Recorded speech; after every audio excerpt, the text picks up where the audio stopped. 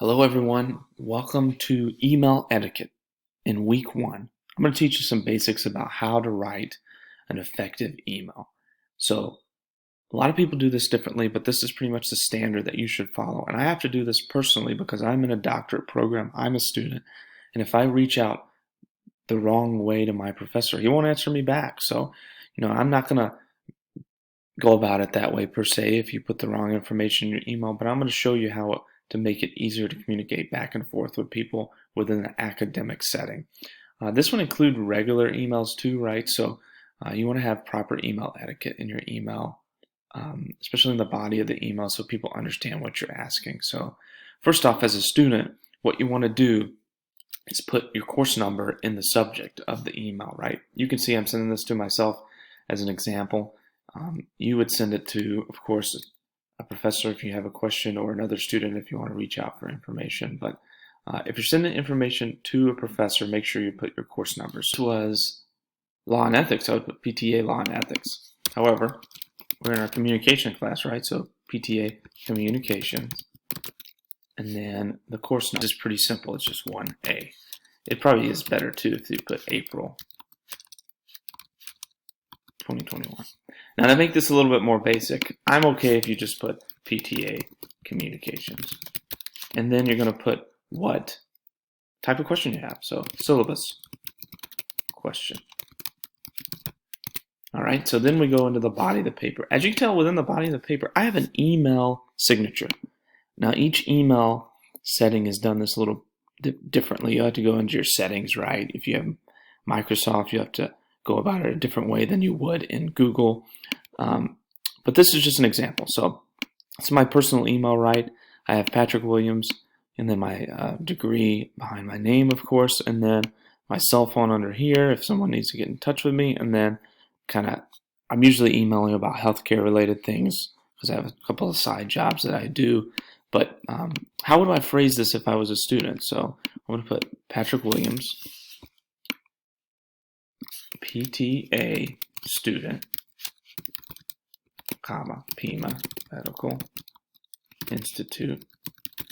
And then under here, I would put my email address, email, and then type it out at pmi.edu, right? You can put your cell in there if you want, and I would put mine in here. So that's just an example. All right, let's go into the body of the paper. I would expect everyone to have a subject, not just a subject line, of course, like we talked about up here, but I would expect that everyone has a signature line. And you need to make sure that you do this ASAP so people know who's contacting them. If they're reading the email, they want to figure out, how to get back in touch with the person. And also, it's just a form of professionalism. So make sure that you put information in the signature line. So how would you start an email? So if you're sending an email to me, and of course this is going to be a little funny because I'm sending it to myself, but I would say Professor Patrick, or I could say, just my first name too. But I think it's always best if you use the title. I'm not a doctor yet, so you don't have to put that in my title. I wouldn't expect it. I have a question related to the syllabus, period. So you want to go into the question with a little bit of, what is this about? So don't just go into the question right away. What do we do in week 2? There is an error. And then I've seen this happen before. Thanks.